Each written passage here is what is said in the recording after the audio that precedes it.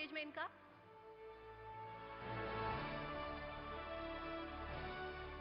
और अब मैं बुलाना चाहूंगी अपने इस सेशन के मेहमानों को।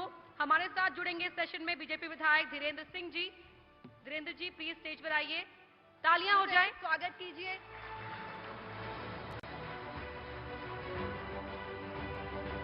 और हमारे अगले मेहमान होंगे समाजवादी पार्टी के तेज तर्रार प्रवक्ता राजकुमार भाटी जी।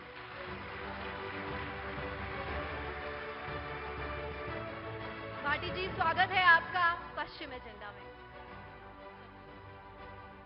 Over to you Menka. धन्यवाद अपर्णा और धन्यवाद गीतिका। तो बुलडोजर से आखिर डर किसे है? बुलडोजर अगर चल रहा है, जैसा कि सरकार दावा कर रही है कि कानून अपना काम कर रहा है, अगर माफियाओं ने अवैध संपत्ति बनाई है तो बुलडोजर तो चलेगा ही, लेकिन डर किसे है और क्यों है, यही जानने की इस वक्त हम कोशिश करेंगे। हमारे मेहमान दो खास इस वक्त मंच पर मौजूद हैं। धीरेन्द्र सिंह जी विधायक बीजेपी, स्वागत आपका एक बार फिर से। राजकुमार भाटी प्रवक्ता समाजवादी पार्टी, स्वागत आपका एक बार फिर से। भाटी साहब, पहला सवाल आपसे ही, आखिर बुलडोजर बुलडोजर बुलडोजर, हर मंच से अखिलेश यादव बुलडोजर का ही जिक्र क्यों कर रहे हैं? नहीं, ऐसा तो नहीं है। अखिलेश यादव बहुत 45-50 मिनट बोलते हैं और जिसमें बहुत बातें बुलडोजर बोलते हैं, जरूर होता है। लेकिन आपका प्रश्न है कि बुलडोजर से किसको डर? बुलडोजर से हर उस आदमी को डर है जो इस देश के लोकतंत्र में विश्वास करता है, कानून में विश्वास करता है, भाईचारे में विश्वास करता है, सांप्रदायिक सौहार्द में विश्वास करता है। ये बुलडोजर लोगों की भावनाओं को कुचल रहा है, ये बुलडोजर लोगों के अधिकारों को कुचल रहा है, ये बुलडोजर हमारे देश के भाईचारे को कुचल रहा है। कहीं हिंदू मुस्लिम दंगे करा देता है, कहीं जो इतिहास में हम सैकड़ों साल से पढ़ते आ रहे हैं कि गुर्जर प्रतिहार सम्राट मिहिर भोज, उसकी जाति बदल देता है ये बुलडोजर। ये कहीं बेटियों के साथ रेप होता है, उनकी डेड बॉडी जबरन जला देता है बुलडोजर, इसलिए इस बुलडोजर से डर है। और ये बुलडोजर डबल इंजन का बुलडोजर है। और इसकी मैं कहानी 2-30 सेकंड में आपको बता दूं कि जब बुलडोजर में तेल डाला जाता है, डीजल, तो माफिया थरथराने लग रहे हैं उत्तर प्रदेश के। थरथराते हैं, इसमें कोई संदेह नहीं है। जब बुलडोजर, सुन लीजिए आप, जब बुलडोजर स्टार्ट होता है तो माफिया बीजेपी के दफ्तर में फोन मिलाने लगते हैं कि हुजूर बुलडोजर चल दिया। और जब बुलडोजर सड़क पर उतरता है तो सारे माफिया बीजेपी में शामिल हो जाते हैं और बुलडोजर गोल चक्कर से घूमकर वापस बीजेपी के दफ्तर में आकर खड़ा हो जाता है। उदाहरण के तौर पे 2 ही उदाहरण देना चाहूंगा। एक बुक्कल नवाब होते हैं लखनऊ में, विधायक जी बहुत अच्छी तरह जानते होंगे और आप भी जानते होंगे। समाजवादी पार्टी के एमएलसी होते थे। जब अखिलेश यादव मुख्यमंत्री थे तो भारतीय जनता पार्टी के लोग झंडा लेकर लखनऊ में जुलूस निकालते थे। बुक्कल नवाब ने हजारों करोड़ की सरकारी जमीन पर कब्जा कर रखा है, इसकी जमीन कब्जे से मुक्त कराई जाए, बुलडोजर चलाया जाए।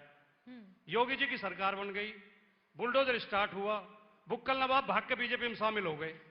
अब बीजेपी का कोई आदमी नहीं कहता है बुक्कल नवाब की जमीन खाली कराई जाए। धीरेन्द्र जी जवाब दीजिए, ये बुलडोजर आरोप करता लगे है। हैं दूसरा बुलडोजर। 5 सेकंड, दूसरा उदाहरण सरोजिनी अग्रवाल है मेरठ की, वो भी एमएलसी होती थी समाजवादी पार्टी की।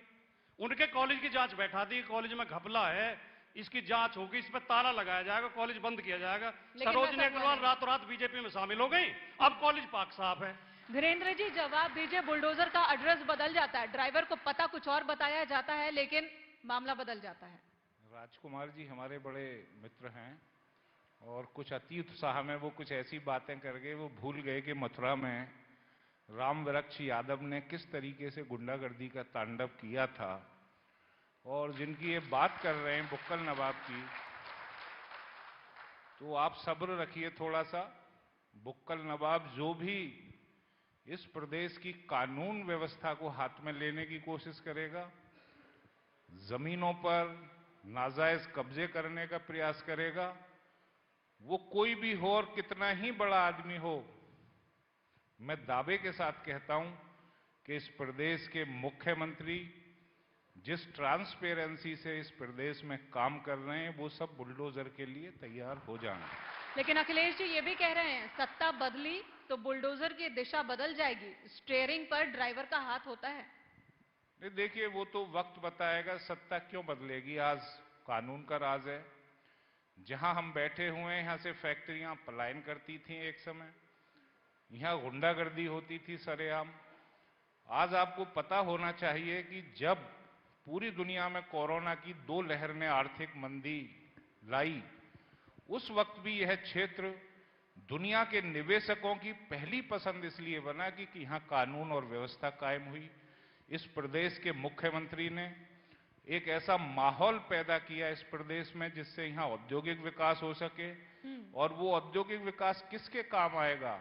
वो उन किसानों के काम आएगा जिनकी जमीनों को पुरानी सरकारों ने बलात् अधिग्रहण किया था पुराने भूमि अधिग्रहण कानून के माध्यम से, और वो औद्योगिक विकास काम आएगा देश के उन असंख्य नौजवानों के लिए जिनके लिए रोजगार के अवसर उपलब्ध होने जा रहे हैं। थोड़ी देर पहले चंद्रशेखर आजाद यहां पर बैठे थे और उन्होंने कहा कि जमीनें किसानों की ले तो लेती है सरकार, मुआवजा देती नहीं, हंगामा हो रहा है।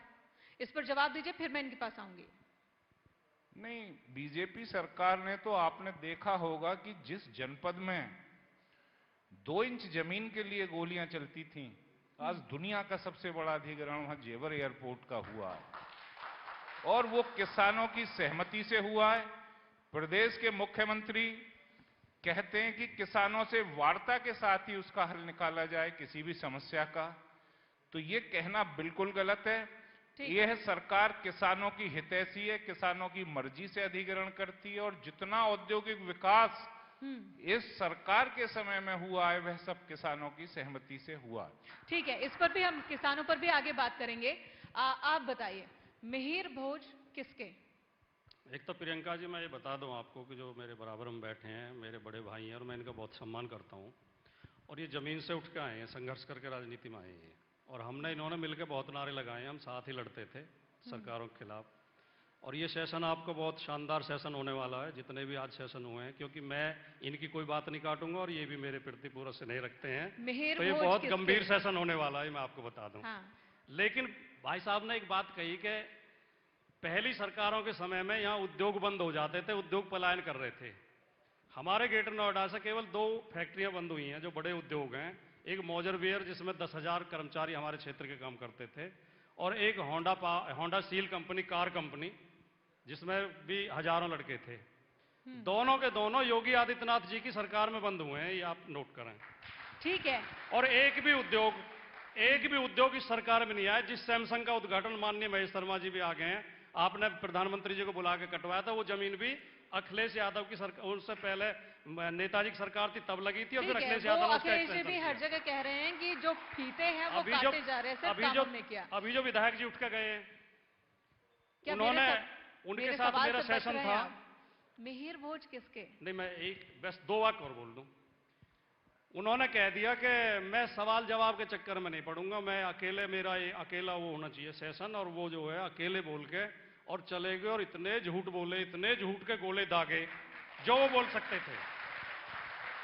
ठीक है। जो नेता सवालों का जवाब नहीं दे सकता हो, सवालों का सामना ना कर सकता हो, मैं समझता हूं उसे लोकतंत्र में राजनीति करने का अधिकार नहीं है। और ये हमारा दुर्भाग्य है कि ऐसे लोग हम पे थोप दिए गए हैं लाके, कि उन्होंने वो नोएडा के सेक्टरों को नहीं जानते कहां है, रास्ता नहीं जानते। अब जो मेरा सवाल है मिहिर भोज, अब आपने कहा कि मिहिर भोज किसके? मिहिर भोज सबके। मिहिर भोज भारत के 140 करोड़ भारतीयों के। मिहिर भोज सबके महान राजा, जिन्होंने 49 वर्ष तक सिंध से लेकर बंगाल तक राज किया और किसी विदेशी आक्रमणकारी को इस देश में घुसने नहीं दिया। और माननीय महेश शर्मा जी ने, मैं उनका धन्यवाद करना चाहूंगा, उनके नाम से यहाँ जो पंडित दीनदयाल शोध संस्थान, जो संस्कृति संस्थान बना है, उसमें इन्होंने एक पट्टिका लगवाई, गुर्जर सम्राट मिहिर भोज, और उनका कार्यकाल लिखवाया उस पर। लेकिन आप और एक मुख्यमंत्री आए और वो कहते हैं कि मिहिर भोज गुर्जर नहीं थे, और वो गुर्जर शब्द मिटवा गए। ये छोटी राजनीति है, इसको लेकर गुर्जर समाज बहुत नाराज है, और भारतीय जनता पार्टी को 2022 के चुनाव में गुर्जर समाज पटकनी देने का काम करेगा। वीरेंद्र जी, ये अपमानजनक व्यवहार हुआ है। जवाब दीजिए, छोटी राजनीति कर रहे हैं। देखिए, हम समाज से राष्ट्र का निर्माण करते हैं। जिस तरीके से भगवान श्री राम हमारे लिए पूजनीय हैं, उसी तरीके से सम्राट मिहिर भोज भी पूरे हिंदुस्तान के लिए पूजनीय है। हम जाति समाज इसकी बात नहीं, फिर बवाल क्यों? हम जाति समाज इसकी बात नहीं करते। रामचरितमानस में रामचंद्र जी को मर्यादा पुरुषोत्तम भी कहा गया है, और उनका जो चरित्र है वह उन्हें ईश्वरीय दर्जा दिलाता है। ये सर्वविदित है कि उन्हें जगह जगह भगवान श्री राम के नाम से भी नवाजा गया है। तो जिस तरीके से वो हमारी आस्था का प्रतीक है, उसी तरीके से सम्राट मिहिर भोज ने भी हिंदुस्तान में हिंदू संस्कृति की रक्षा के लिए बहुत लंबा संघर्ष किया। लेकिन भाटी जी तो कह रहे हैं कि आप कैप्चर कर रहे हो, कब्जा कर रहे हो हमारे। भाटी जी क्या कह रहे हैं उससे मुझे कोई मतलब नहीं है। मैं आपसे ये कह रहा हूं कि हम जातीयता की बात नहीं करते, हम समाज के माध्यम से राष्ट्र निर्माण की बात करते हैं।